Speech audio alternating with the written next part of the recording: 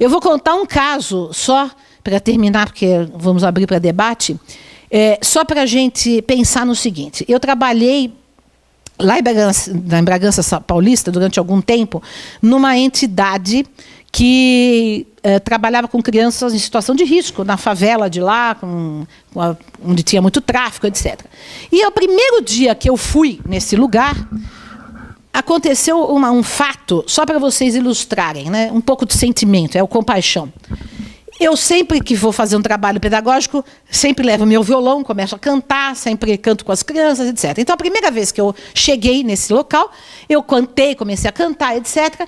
E depois de um tempo, as educadoras que estavam lá ficaram emocionadas, eu não entendi por quê, e elas vieram me contar o que aconteceu nesse exato momento. Um menino de 6 anos de idade, que estava lá já há muito tempo, ele, desde que tinha chegado na instituição há muitos meses, ele vivia assim, fechado, com as mãos fechadas assim. E no dia que eu fui cantar, todo mundo, as crianças cantando, relaxando, etc., ele teve um relaxamento, abriu os braços e cantou junto, né? E isso foi uma verdadeira conquista. E aí elas me disseram que esse menino ele tinha um trauma, porque a mãe tinha marcado a ferro toda a barriga dele. E por isso ele estava o tempo inteiro com os braços fechados. Agora, é esse menino que vai com 16 anos para a rua, vai ser usado por um traficante, etc., é esse menino que querem depois mandar para a prisão comum. É esse menino. Quer dizer, o que fazemos nós para salvar esse menino? O que fazemos nós para ajudar esse menino que está nessa situação? Nós queremos a vingança depois, que ele seja duplamente, triplamente punido. Já foi punido pela vida injusta, por uma ausência de educação, de oportunidade, de bem-estar, de justiça, dos direitos mínimos básicos do ser humano.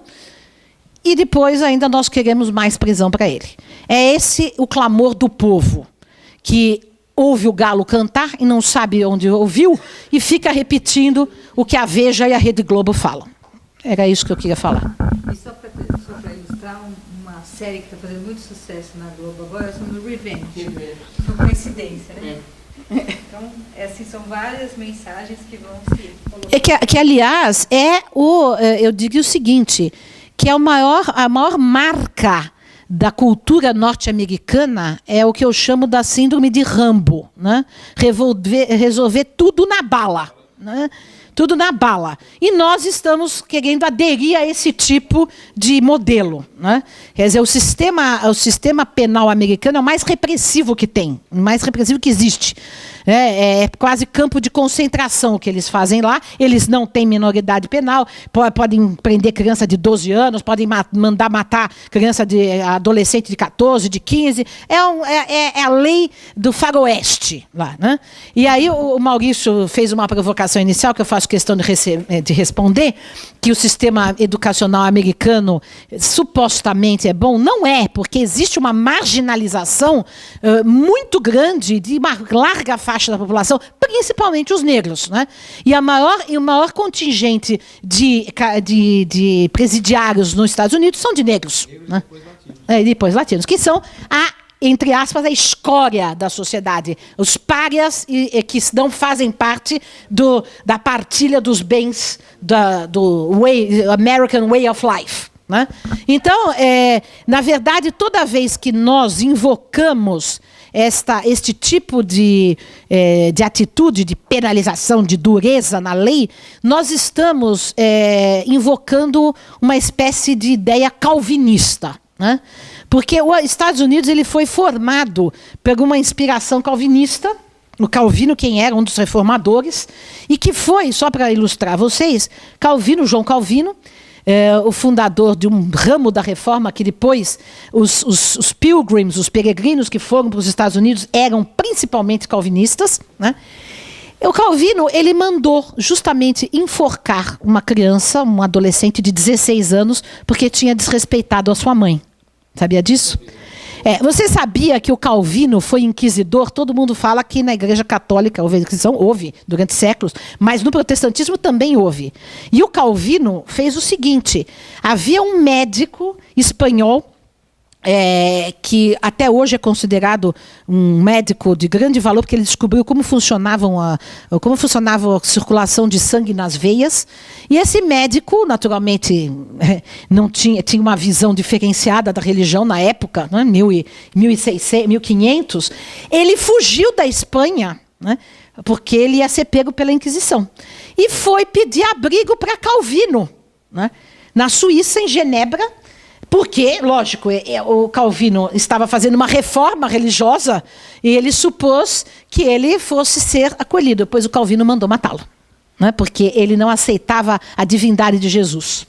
Então ele era como nós, como os espíritas, né, que não aceitam a divindade de Jesus, e ele mandou matá-lo. Então este homem, o Calvino, diz o Erich Fromm, no seu livro maravilhoso, O Medo à Liberdade, que a pior concepção de Deus que existe em todos os chamados cristãos, os que se dizem cristãos, o Calvino é o pior.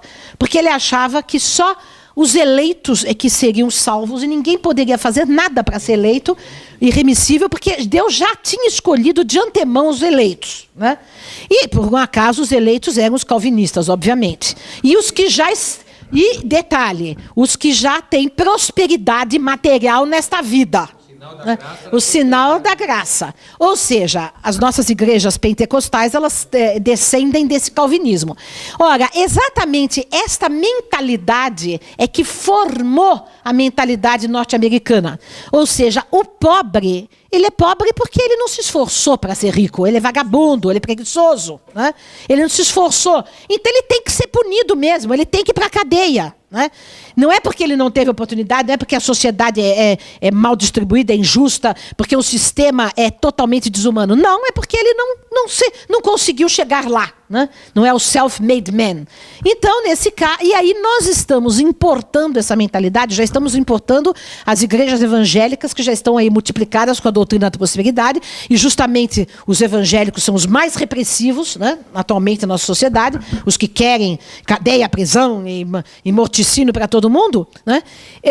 Nós estamos importando essa mentalidade e estamos perdendo, né, a nossa capacidade afetiva, de compaixão, de empatia e de fraternidade, que é a o nosso perfil que nós deveríamos desenvolver no Brasil.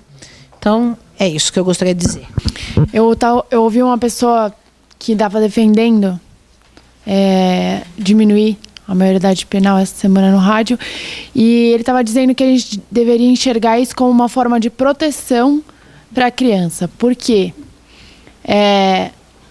Hoje, na Fundação Casa, 80% das crianças que estão internadas, elas estão internadas porque estavam envolvidas com tráfico de droga. Então, que eles estão usando essas crianças para o tráfico justamente porque eles sabem que daqui a pouco elas vão ser soltas. Então, ele dizia isso, que talvez isso seja uma forma de proteção a essas crianças. Queria saber se...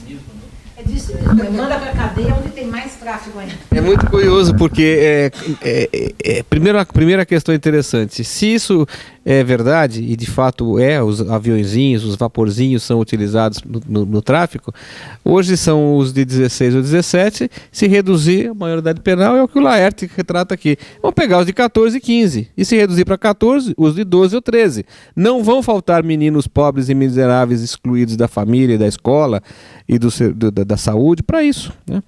E o segundo aspecto que chama atenção nesse comentário é que o comando do tráfico de drogas vem dentro da cadeia. Existe um monopólio hoje no estado de São Paulo no tráfico de drogas.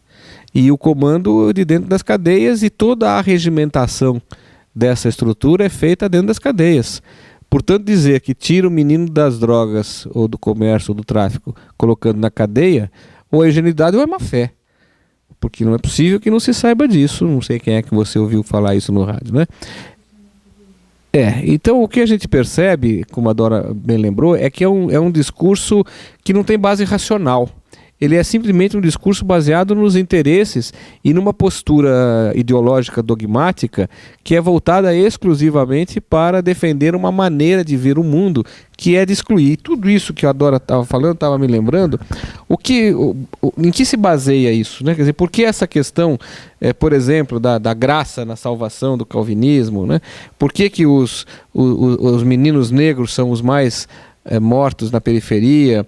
Por que os negros são o maior contingente no sistema carcerário aqui nos Estados Unidos? Porque nós não conseguimos ver o outro como igual.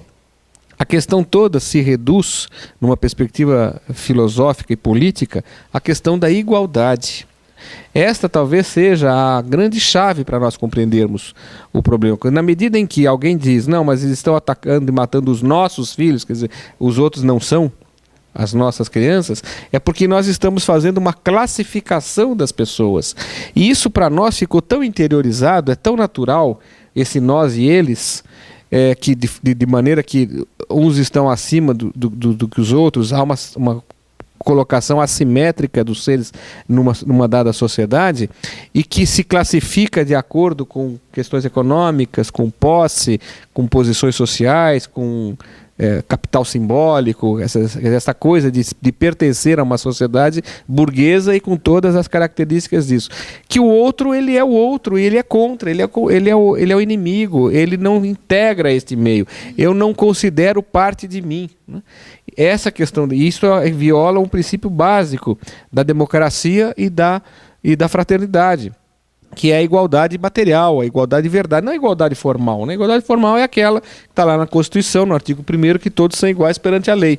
E, entanto, algumas crianças estão na periferia morrendo e sendo espancadas e outras estão bem tratadas. E tal. Então, essa diferença que é da natureza, que não é da natureza, uma diferença criada artificialmente por uma estrutura social injusta, ela tem como base o fato de nós não nos considerarmos iguais uns aos outros. Naquela igualdade do sentido aristotélico, da régua de Lesbos, né, de medir a cada um de acordo com as suas peculiaridades, as suas características. Né? Então é um comentário que não se sustenta.